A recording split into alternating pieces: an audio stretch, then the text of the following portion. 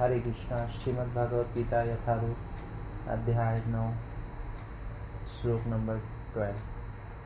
मोघाशा मोघ कर्माणो मोघ ज्ञाना विचेत्स राजसी मासुरी चैव प्रकृति मोहिनी श्रिता।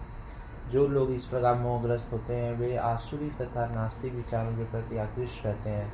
इस मोहग्रस्त अवस्था में उनकी मुक्ति, आशा, उनके सकाम कर्म तथा ज्ञान का अनुशीलन सभी निष्फल हो जाते हैं। तात्पर्य: ऐसे अनेक भक्त हैं जो अपने को कृष्ण भावना में तथा भक्ति में रत दिखलाते हैं, किंतु अंतःकरण से वे भगवान कृष्ण को फल ब्रह्मा नहीं मानते। ऐसे लोगों को कभी भी भक्ति फल भगवत धाम गमन प्राप्त नहीं होता। इसी प्रकार जो पूर्ण कर्मों में लगे रहकर अंततोगत्वा इस भवबंधन से मुक्त होना चाहते हैं वे भी सफल नहीं हो पाते, क्योंकि वे कृष्ण का उपहास करते हैं। दूसरे शब्दों में जो लोग कृष्ण पर हंसते हैं उन्हें आसुरी या नास्तिक समझना चाहिए।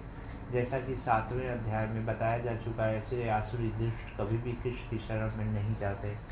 अतः परम सत्य तक पहुँचने के लिए उनके मानसिक चिंतन उन्हें इस मिथ्या परिणाम को प्राप्त कराते हैं कि सामान्य जीव तथा कृष्ण एक समान है।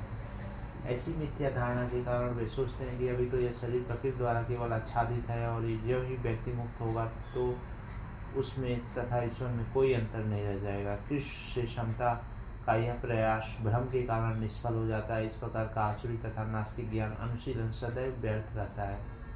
यही श्लोक का संकेत है। ऐसे व्यक्तियों के लिए वेदांत सूत्र तथा उपनिषदों जैसे वैदिक वाग्मय के ज्ञान का अनुशीलन सदा निष्फल होता है।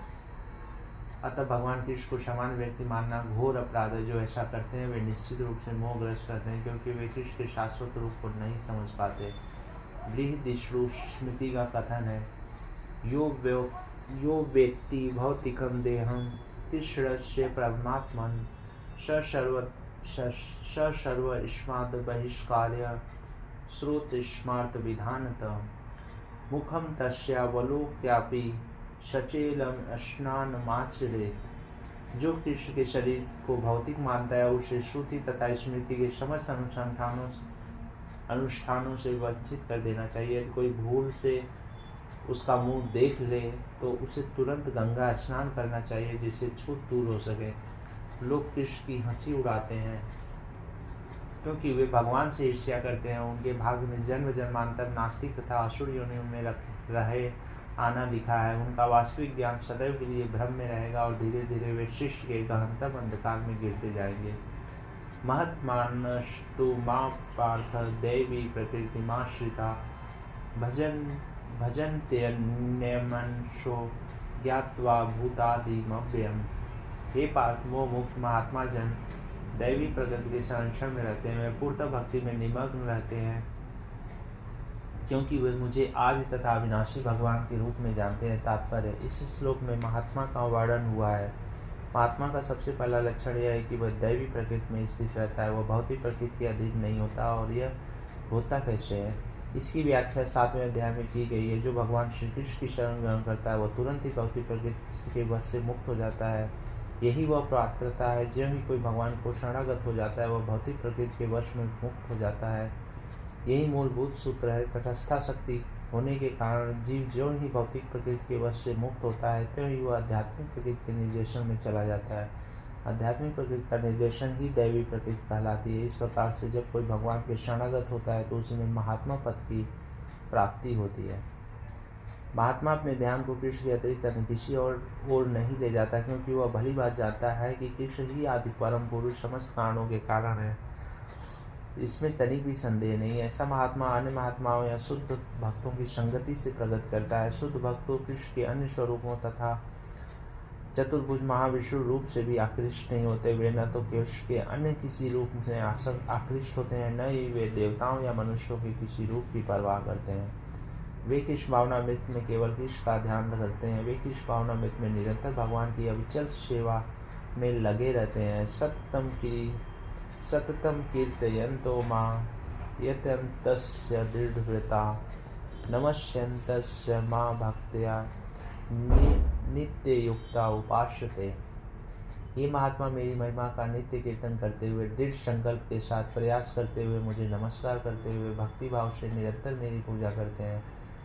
तात्पर्य: सामान्य पुरुष को रबर की मुहर लगाकर महात्मा नहीं बनाया जा सकता। यहाँ पर उसके लक्षणों का वर्णन किया गया है। महात्मा सदैव भगवान कृष्ण के गुणों का कीर्तन करता रहता है। उसके पास कोई दूसरा कार्य नहीं होता। वह सदैव कृष्ण के गुणगान में व्यस्त रहता है। दूसरे शब्दों में वह निर्विशेषवादी नहीं होता।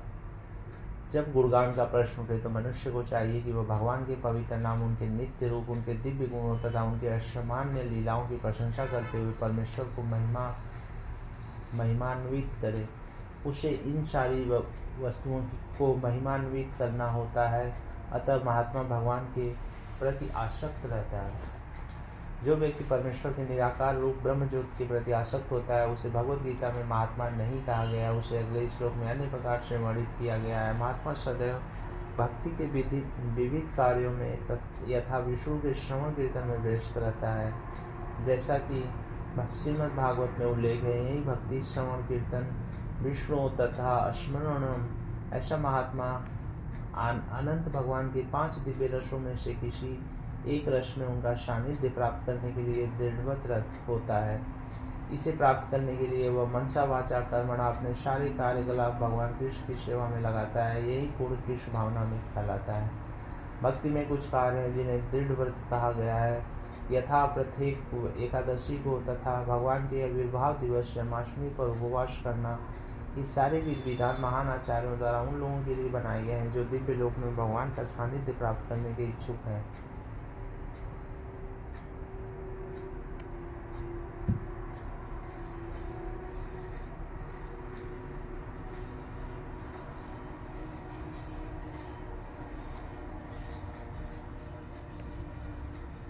महात्मा जन इन विधि विधानों का दृढ़ता से पालन करते हैं। फलतः उनके लिए वांछित फल की प्राप्ति निश्चित रहती है।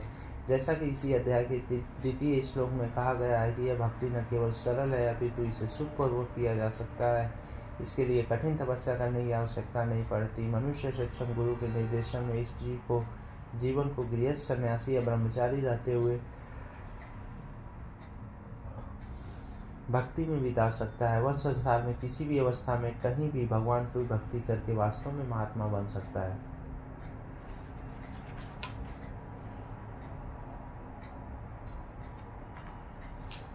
ज्ञान यज्ञेन चाप्यन्ने यजन्तो मामुपासते एकत्वेन पृथक्त्वेन बहुधा विश्वोत्तममुखम्। अन्य लोग जो ज्ञान के अनुशीलन द्वारा यज्ञ में लगे रहते हैं, वे भगवान की पूजा उनके अदय रूप में, विविध रूपों में तथा विश्व रूप में करते हैं। तात्पर्य इस श्लोक पिछले श्लोकों का सारांश है। भगवान अर्जुन को बताते हैं कि जो विशुद्ध कृष्ण भावनामृत में लगे रहते हैं और कृष्ण के अतिरिक्त अन्य किसी को नहीं जानते हुए महात्मा कहलाते हैं। तो भी कुछ लोग ऐसे भी होते हैं जो वास्तव में महात्मा पद को प्राप्त नहीं होते हैं, किंतु वे भी विभिन्न प्रकारों से कृष्ण की पूजा करते हैं। इनमें से कुछ का वर्णन आत्र, अर्थार्थी, ज्ञानी तथा जिज्ञासु के रूप में किया गया है। किंतु फिर भी कुछ ऐसे लोग होते हैं जो इससे भी निम्न होते हैं। इन्हें 3 कोटियों में रखा जाता है। परमेश्वर तथा अपने को एक मानकर पूजा करने वाले, परमेश्वर के किसी मनोकल्पित रूप की पूजा करने वाले तथा भगवान के विश्व रूप की पूजा करने वाले। इनमें से सबसे अधम वे हैं जो अपने आप को अद्वैतवादी मानकर अपनी पूजा परमेश्वर के रूप में करते हैं, और इन्हीं का प्राधान्य भी है। ऐसे लोग अपने को परमेश्वर मानते हैं और इस मानसिकता के कारण वे अपनी पूजा आप करते हैं। यह भी एक प्रकार की इस पूजा है, क्योंकि वे समझते हैं कि वे भौतिक पदार्थ न होकर आत्मा है। कम से कम ऐसा भाव तो प्रधान रहता है। सामान्यतः निर्विशेषवादी इसी प्रकार से परमेश्वर को पूजते हैं। दूसरी कोट के वे लोग हैं जो देवताओं के उपासक हैं, जो अपनी कल्पनाओं से किसी भी स्वरूप को परमेश्वर का स्वरूप मान लेते हैं। तृतीय कोट में वे लोग आते हैं जो इस ब्रह्मांड से परे कुछ भी नहीं सोच पाते। वे ब्रह्मांड को ही परम जीव या सत्ता मानकर उसकी उपासना करते हैं। यह ब्रह्मांड भी भगवान का एक स्वरूप है। अहम कृतः यज्ञ स्वधामौषधम मंत्रोहम हमेवाज्य महम गृहम भूतम। किंतु मैं ही कर्मकांड, मैं ही यज्ञ, पितरों को दिया जाने वाला तर्पण, औषधि, दिव्य ध्वनि, मंत्र, घी, अग्नि तथा आहुति हूँ। तात्पर्य ज्योतिष्टोम नामक वैदिक यज्ञ भी कृष्ण है। स्मृति में वर्णित महायज्ञ भी वही है। पितृलोक को अर्पित तर्पण या पितृलोक को प्रसन्न करने के लिए किया गया यज्ञ, जिसे घृत रूप में एक प्रकार की औषधि माना जाता है, वह भी कृष्ण ही है। इस संबंध में जिन मंत्रों का उच्चारण किया जाता है वे भी कृष्ण हैं। यज्ञों में आहूत के लिए प्रयुक्त होने वाली दूध से बनी अनेक वस्तुएं भी कृष्ण है। अग्नि भी कृष्ण है, क्योंकि वह अग्नि 5 तत्वों में से एक है, अतः वह कृष्ण की भिन्ना शक्ति कही जाती है। दूसरे शब्दों में वेदों के कर्मकांड भाग में प्रतिपादित वैदिक यज्ञ भी पूर्ण रूप से कृष्ण है। अथवा यह कह सकते हैं कि जो लोग कृष्ण की भक्ति में लगे हुए हैं उनके लिए यह समझना चाहिए कि उन्होंने सारे वेद विहित यज्ञ संपन्न कर लिए हैं। पितामहस्य जगतो माता धाता पितामह वेदम पवित्रम ओंकारिकम श्याम यजुरेव च। मैं इस ब्रह्मांड का पिता, माता, आश्रय तथा पितामह हूँ। मैं ज्ञेय, जानने योग्य, शुद्धिकर्ता तथा ओंकार हूँ। मैं ऋग्वेद, सामवेद तथा यजुर्वेद हूँ। तात्पर्य: सारे चराचर विराट जगत की अभिव्यक्ति कृष्ण की शक्ति के भिन्न कार्यकलापों से होती है। इस भौतिक जगत में हम विभिन्न जीवों के साथ तरह तरह के संबंध स्थापित करते हैं, जो कृष्ण की शक्ति के अतिरिक्त और अन्य कुछ नहीं है। प्रकृति की सृष्टि में उनमें से कुछ हमारे माता पिता के रूप में उत्पन्न होते हैं, किंतु वे कृष्ण के अंश ही हैं। इस दृष्टि से ये जीव जो हमारे माता पिता आदि प्रतीत होते हैं वे कृष्ण के अतिरिक्त कुछ नहीं है। इस श्लोक में आए धाता शब्द का अर्थ सृष्टा है। न केवल हमारे माता पिता कृष्ण के अंश रूप हैं, अपितु उनके सृष्टा दादी दादा भी कृष्ण हैं। वस्तुतः कोई भी जीव कृष्ण का अंश होने के कारण कृष्ण है। अतः सारे वेदों के लक्ष्य कृष्ण ही है। हम वेदों में से जो भी जानना चाहते हैं वह कृष्ण को जानने की दिशा में होता है। जिस विषय से हमारी स्वाभाविक स्थिति शुद्ध होती है वह कृष्ण है। इसी प्रकार जो जीव वैदिक नियमों को जानने के लिए जिज्ञासु रहता है वह भी कृष्ण का अंश, अतः कृष्ण भी है। समस्त वैदिक मंत्रों में ओम शब्द, जिससे प्रणव कहा जाता है, एक दिव्य ध्वनि कंपन है और यह कृष्ण भी है। चूंकि चारों वेदों ऋग्वेद, यजुर्वेद, सामवेद तथा अथर्ववेद में प्रणव या ओंकार प्रधान है, अतः इसे कृष्ण समझना चाहिए।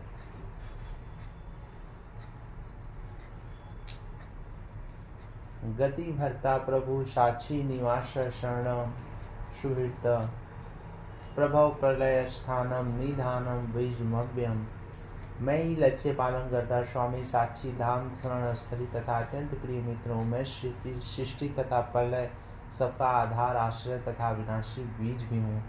तात्पर्य: गति का अर्थ है गंतव्य या लक्ष्य, जहाँ हम जाना चाहते हैं, लेकिन चरम लक्ष्य तो कृष्ण है। यद्यपि लोग इसे जानते नहीं है। जो कृष्ण को नहीं जानता वह पथभ्रष्ट हो जाता है और उसकी तथाकथित प्रगति या तो आंशिक होती है या फिर भ्रमपूर्ण। ऐसे अनेक लोग हैं जो देवताओं को ही अपना लक्ष्य बनाते हैं और तदनुसार कठोर नियमों का पालन करते हुए चंद्रलोक, सूर्यलोक, इंद्रलोक, महर्लोक जैसे विभिन्न लोकों को प्राप्त करते हैं।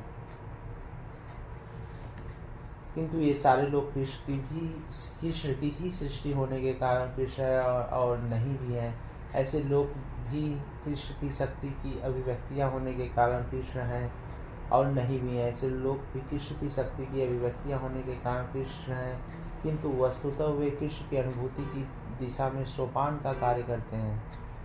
कृष्ण की विभिन्न शक्तियों तक पहुँचने का अर्थ है अप्रत्यक्ष तक कृष्ण तक पहुँचना। अतः मनुष्य को चाहिए कि कृष्ण तक सीधे पहुँचे, क्योंकि इससे समय तथा शक्ति की बचत होगी। उदाहरण के किसी ऊंची इमारत की चोटी तक एलिवेटर लिफ्ट के द्वारा पहुँचने की सुविधा हो तो फिर एक एक सीढ़ी करके क्यों ऊपर चढ़ना।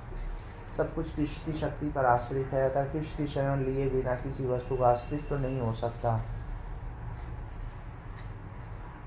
कृष्ण परम शासक हैं, क्योंकि सब कुछ उन्हीं का है और उन्हीं की शक्ति पर आश्रित है। प्रत्येक जीव के हृदय में स्थित होने के कारण कृष्ण परम साक्षी। हमारा घर, देश या लोग जहाँ पर हम रह रहे हैं सब कुछ कृष्ण है।